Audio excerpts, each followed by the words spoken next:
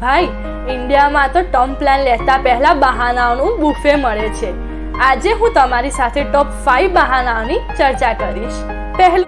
પહેલું બહાનું કોઈએ વ્યવસ્થિત સમજાવ્યું જ નથી. અરે ભાઈ, સમજાવ્યા પછી ના લો એ તમારી ભૂલ છે. બીજું બહાનું, હાલ બજેટ ટાઈટ છે. અરે ભાઈ, તારી પાસે movie, OTT, weekend plans, vacations, restaurant જવા માટે બજેટ છે, પણ ટર્મ ઇન્સ્યોરન્સ લેવાનો નથી.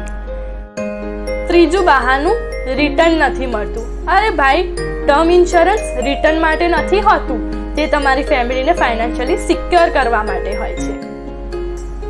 ચોથું બહાનું, મને કંઈ જ નથી થવાનું. આ વાત વિચારવાની સારી છે, but remember that life is unpredictable. પાંચમું બહાનું, અત્યારે શું જરૂર છે? અરે ભાઈ, જ્યારે જરૂર પડશે ત્યારે બહુ જ મોડું થઈ ગયું હશે. તો હવે બહાના છોડો અને સિક્યોર બનો. Plan your term insurance with Kashish Windsor now.